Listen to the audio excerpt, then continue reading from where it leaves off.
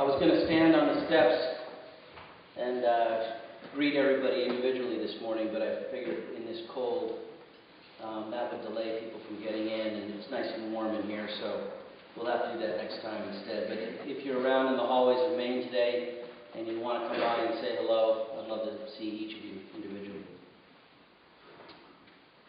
It's great to have you back. Last night I walked around late and saw the lights in the dormitories on and cars dropping off boys and hugs from parents, and I hope you're rested and ready to go.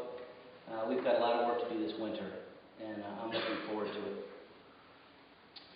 So since it's so cold this morning, I have a warm summer tale to share with you. Perhaps if you close your eyes during my talk, you can take yourself back to a summer afternoon on the beach where it's a little bit warmer than it is outside.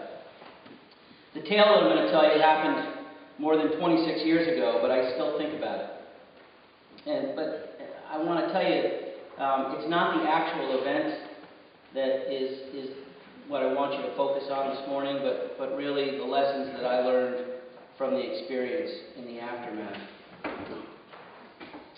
Perhaps in the days ahead, maybe something that I say this morning you'll think about and it will ring true to you. So the setting of this tale is the island of Nantucket, which is about 26 miles off the coast of Massachusetts. It's a beautiful, vibrant island where many families spend the summer months basking on exquisite beaches. There's also a great year-round population, and years ago I was a member of that. They're known as the heart of the island, the people that live and work there all year round. Great people. One of your schoolmates, Quinn Town, and his family reside there all year round. The people in this story are a close-knit group of college friends fresh off their graduation, and I was one of them. We had spent our summers on Nantucket together over the years, working at various jobs so that we could surf and generally frolic at the beach in our free time when we weren't working. And when we graduated and no one knew what to do with the rest of their lives, we defaulted to going back to the island and trying to extend our youth and living lives of youthful bliss. I was working as a carpenter that summer, mostly replacing cedar shingles on roofs of summer cottages. It was out in the sun, it was fun. My buddies were doing various things. Two of them actually were in the process of creating a successful business called Nantucket Nectars, which was a juice company. Still is. At that time in our lives, we were the best of friends, a very, very close-knit group. We had formed a very tight bond during college, and we're kind of our own band, small band of brothers, much like the brotherhood I suspect you feel here at Salisbury. The plot of this tale involves an old wooden sailing ship and an annual boat race known as the Opera House Cup race. The Opera House Cup is held every August in the waters off of Nantucket Sound, and anyone can race, but the one piece of criteria is that the boat used in competition has to be made purely of wood. No fiberglass, no new age honeycomb technology, pure wood, traditional. Any length, any size, any mast size is fine, but wooden hull and wooden masted. So it turns out that one of the guys in our group, in our crew, was a really good sailor. He'd sailed at Brown University on the sailing team where we'd go to college, and he was kind of a hotshot. And he had taught sailing during the summers on Cape Cod, and so he knew what he was doing. And I don't know who came up with the idea, but the next thing I know, we'd all signed up to race in this race, even though we didn't even have a boat. So, of course, the next order of business was to find a boat to race. And, to be honest with you, the thought never crossed my mind that sailing a 30-foot big ship in the waters of the Atlantic would be any different than sailing a sunfish on a quiet lake in Connecticut, which at the time was the extent of my boating experience. Big difference. Well, Nantucket's a small island, and someone heard that we were looking for a boat, and they suggested we talk to a guy who was over in Vineyard Haven Harbor over on Martha's Vineyard. It turns out this guy had beautiful old 12-meter America's Cup sailing ship named Liberty that coincidentally was for rent for the weekend. Bingo. We had our vessel. So we zipped over to Martha's Vineyard, and one of our guys had a 21-foot Boston whaler, and we zipped over to Martha's Vineyard together. And on the way over, we ran into the thickest fog bank I've ever seen, and it was so odd. It was a beautiful summer day, not a cloud in the sky, but I guess the water temperature and the air temperature conspired to create this incredible fog bank, and we ran right into it, and you couldn't see 10 feet in front of your face. I mean, it was amazing. Fortunately, we plotted a course from Nantucket to Martha's Vineyard using a Loran device, which, for those of you younger folks in the crowd, Loran was kind of the GPS of that day. It wasn't quite as accurate, but it could get you to where you wanted to go. But looking back, that fog bank was an omen, and I'll get back to that. So anyway, we made it over to Martha's Vineyard, picked up the boat. Two of our guys took the whaler back, and the rest of us sailed this ship back, and it was a great 3 or 4 hour sail. I can't remember how long it took us, but beautiful, beautiful day. And the fog bank had disappeared at that point. So the day of the race, we get up, and in fishermen's terms, the weather's snotty. It's gray, there's a wind whipping, big tide. Not ideal for novice sailors, but not dangerous either. And surprisingly, we raced really well. I mean, the guy who had the experience led us, and we wound up finishing third in a race of about 50 entries. It turns out that the conditions that day were perfect for the boat that we were racing. It was a smaller boat with a big sail, and the bigger boats didn't do as well, and so we were all excited. And at the award ceremony after the race, we got a small award, and everybody was feeling good about themselves. People were congratulating us. We were psyched. That is until the owner of the boat came up to us. "Great sailing," he said. "You guys did really well. By the way, have you seen the weather report?" We had not.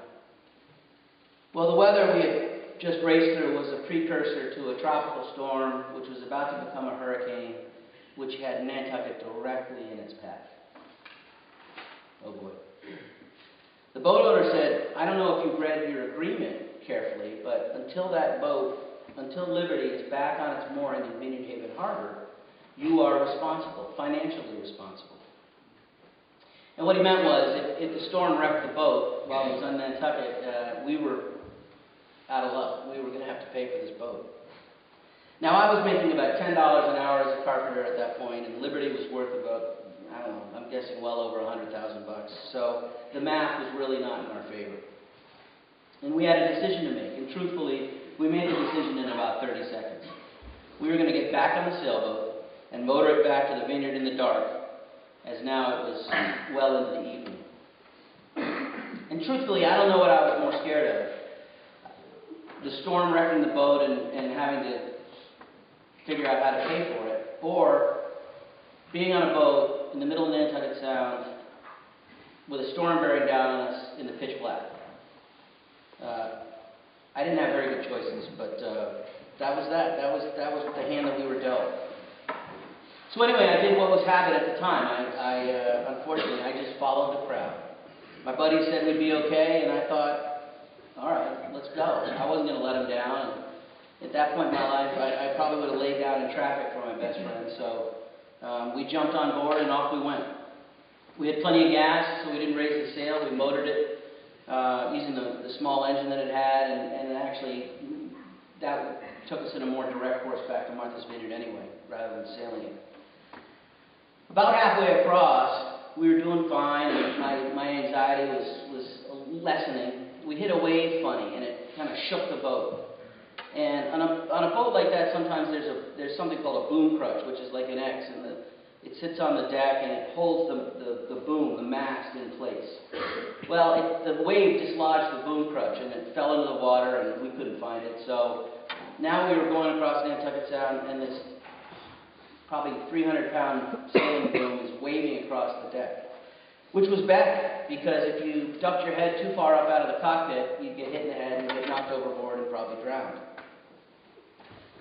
So that wasn't so good. And to make matters worse, about 15 minutes after that, for whatever reason, all the electronics on the boat shorted out. The engine was still running, but we lost our running lights and we lost the Lorraine, which we had plotted the course from Nantucket to Martha's Vineyard. So now we're sailing in the dark. They're on a moonless, cloudy night, no stars, no nothing. We're back in the Stone Age. No running lights. We can't see a thing. So we're in the dark. The boom's swinging over our heads. We have no idea where we're going.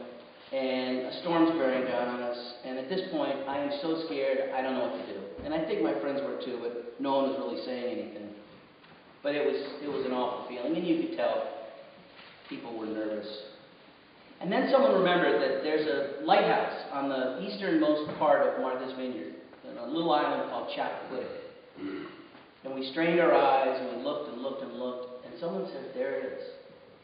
There's the lighthouse. So the Cape Pogue Lighthouse on Chappaquiddick turned out to be a real beacon to our safety. We followed it to the tip of Martha's Vineyard.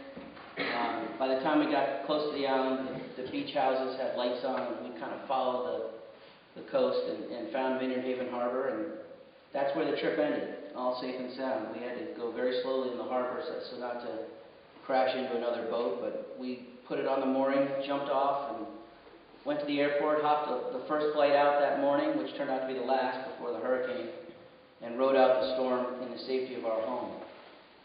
And it was quite a journey, and I wouldn't want to do it again. So as I said, this event took place in August of 1989, more than 26 years ago, but I remember it like it was yesterday. And I have a couple of takeaways that I'd like to share. I mentioned that one of our brothers was a very experienced sailor. Just the kind of guy you'd want in such an excursion. Experienced and the kind of guy that you could count on to tell us what to do in a bad spot, which we were in. Only he wasn't there. He didn't go with us that night. He thought it was too dangerous to get on the boat and to sail it across in the middle of the night, so he chose not to go. We got on the boat to sail it back, and we looked around, and he wasn't there. And there was no argument, there was no confrontation, but he just wasn't there. You see, he'd grown up in a sailing family on Cape Cod with big sailboats, and his dad was a well-known sailing captain and a racer.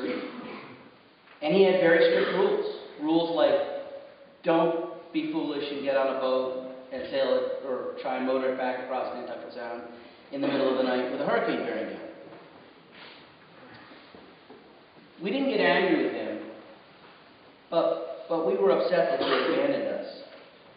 And I myself, I definitely resented him for his decision. I felt like he let us down. And I talked about it with a couple of you guys on the journey that night back across. His experience would have been handy, and for some time afterward, a barrier existed between us.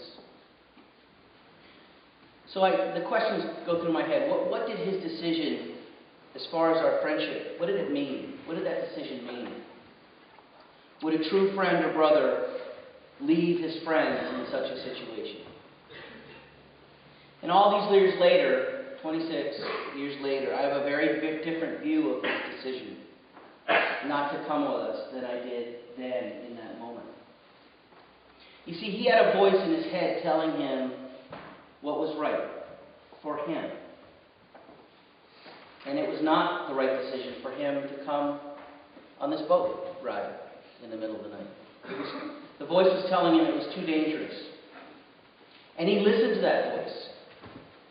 And he made a decision that was right for him. And while I bitterly resented him that day 26 years ago, as I look back today, I'm embarrassed because I was wrong. As his friend, I should have respected his decision. I might not have agreed with it. But I should have respected his decision. And instead I was angry. I thought he was selfish. And actually, it was me who was being selfish. We all have to make our own decisions in this life. Ones that are right for ourselves. And ones that honor our own moral code. We have to be true to ourselves, first and foremost. The second point I'd like to make is that when we were young, and at the time, I wasn't much older than the six formers that are sitting in front of me. At the time, I think when we were young, we feel like we're invincible, right? We feel kind of bulletproof. That nothing can hurt you. And I think, unfortunately, some of this hubris is a result of youthfulness. You haven't lived long enough to see enough bad things happen. And unfortunately, they will. Age will change that. I can promise you that. But right now, you feel invincible, and it's a great feeling to have. But it's also a risky feeling to have. Be careful. Make smart decisions. Don't get into a car with someone who's been drinking. Don't go to that party where you know you'll be urged to do shot after shot until you pass out. Or don't do things that people are going to ask you to do just to gain social acceptance. Say no. Make good decisions. Listen to that voice inside your head. The one that reminds you of reason. Life is so precious. I just hope you'll treat life as a great gift that you've been given. Be smart. The last thing I want to say is, it's one thing to make a tough decision and go against what your friends are doing. And it's another to speak out and urge them to act differently. What do I mean by that? Well, say you're in a dorm at Salisbury School, and one of your dorm mates is hazing a less popular kid on your dorm. And you're not part of the hazing. But you see it happening, and you don't do anything. Are you wrong? Technically, you're not wrong.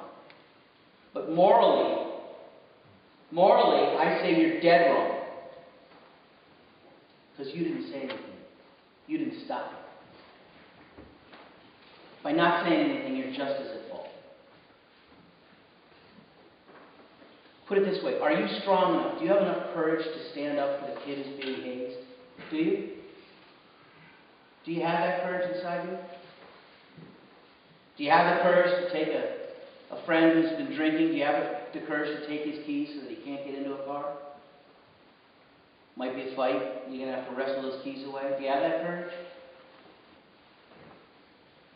Or this one. You see a girl at a party who's had too much to drink. And you're worried that she's going to be taken advantage of by another boy, or maybe a group of boys. Do you have the courage to help that girl, to get her out of trouble before something bad happens? Do you have that courage? That's a tough spot. These are all questions of character. What kind of character do each of you have inside? Let me finish by saying a few things. I hope you're a good and loyal friend. I think you can learn that here. I hope you'll be true to yourself and your own values. I hope that you'll think before you act impulsively and just follow the crowd. And I really hope there are a bunch of you out there that have the courage to stand up for what is right. Because not everyone does. But those of you who do have that courage, that's a night. Those of you who do have that courage, you are a true Salisbury gentleman. And that's something that we should all aspire to be.